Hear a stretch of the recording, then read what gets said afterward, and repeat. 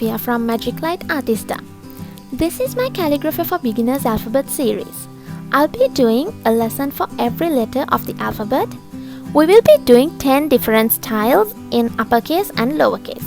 I will be demonstrating the tutorial with 2 different pens. One will be an easy to find Crayola marker for everyone, and the other will be a pointed pen for those who are interested in learning pointed pen calligraphy. So I'll be doing the lesson using both.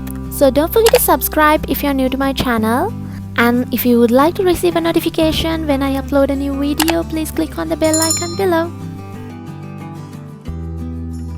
I'm going to use the same supply which I used for the earlier letters.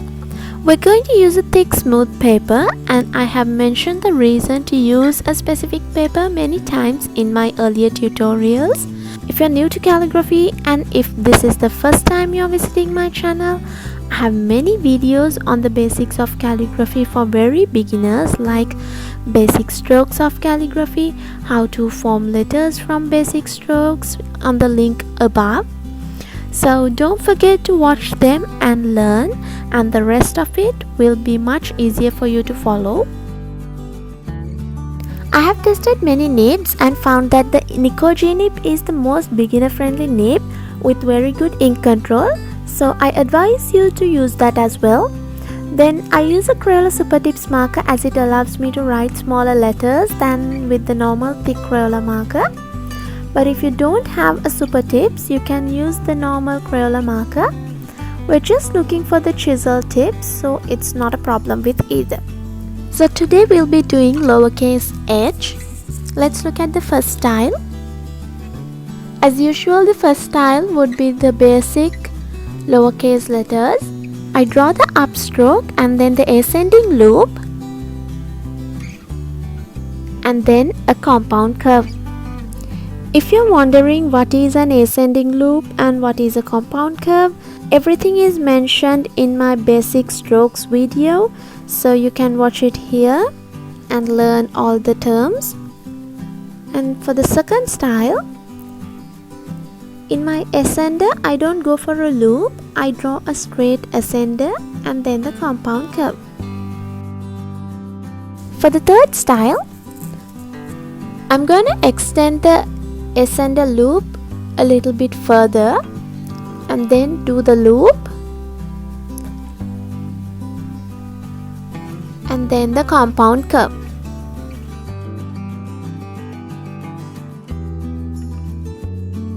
The fourth style is almost like the third style. There is a small difference though.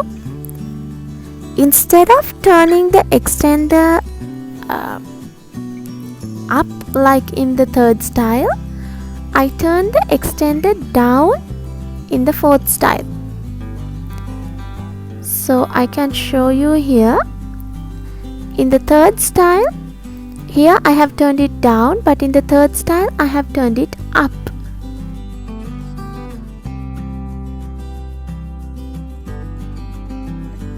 For the fifth style,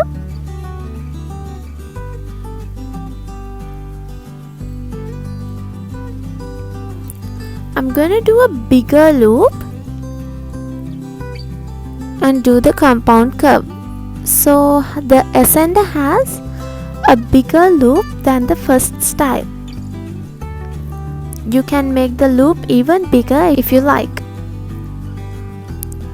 The sixth style, this will be a long ascender with a small compound curve, and the ascender has a tiny loop at the top. You start with a tiny loop and then come down in downstroke and then do the compound curve. You can make the compound curve a bit bigger if you would like. Seventh style, I would call this style a bouncy style. I start with the ascending loop,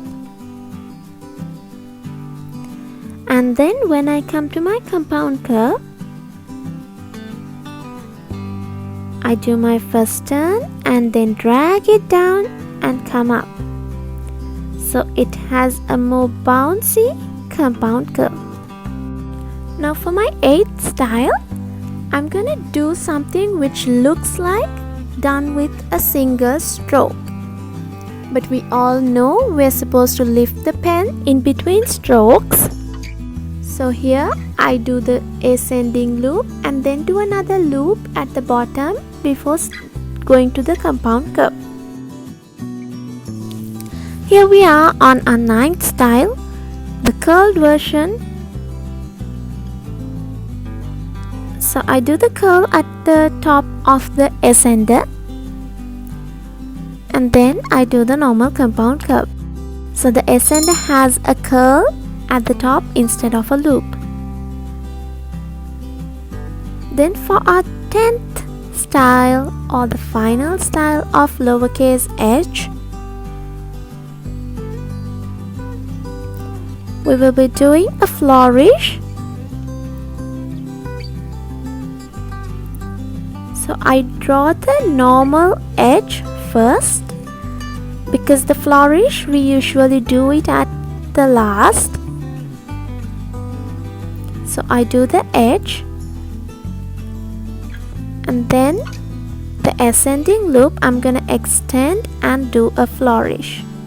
The flourish you can just do as you wish, just there are certain rules. I'll be doing a video about that in future. For now, just follow the exact same way I do. So we have done 10 styles of lowercase h with the Crayola marker. So now it's time to do it with the pointed pen. So let's begin with the basic. You begin with the connected from the previous letter and then the ascending loop and then the compound curve.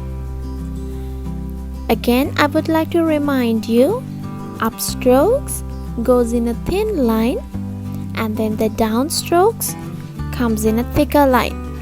So to do that, all you have to do is apply more pressure when you are doing the downstrokes and apply very light pressure on the upstrokes. The third style, start with the extender and then do the loop and the compound curve. The oblique holder allows us to get that angles of the letters easily than writing it without the oblique holder. Without the oblique holder, you might have to turn the paper a little bit more in an angle to get the angled letters. Here I'm not doing much of an angled letters, but if you turn the paper a little bit more, you can get more angled letters. So here we are on our 5th style.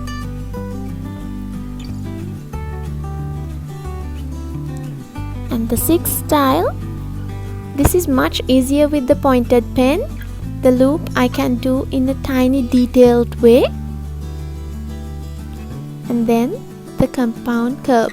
Here I made the compound curve a bit bigger than the Crayola marker.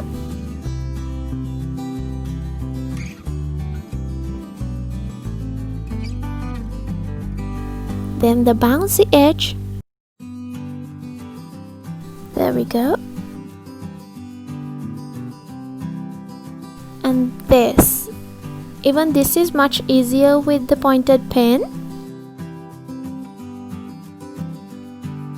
I have a small loop at the bottom of the loop as well.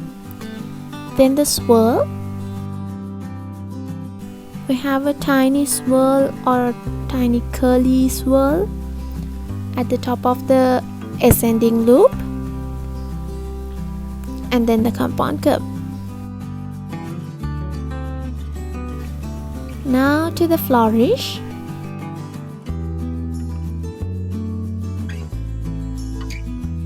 I do the edge without the loop and then I add the flourish. The flourish, you do it in a very light way. You can add the variations of thick and thin strokes, but that's for bigger flourishes. For this, it's better to go with the thin stroke. So we have completed all 10 styles in both the Crayola marker and the pointed pen. Now it's for the word of the day.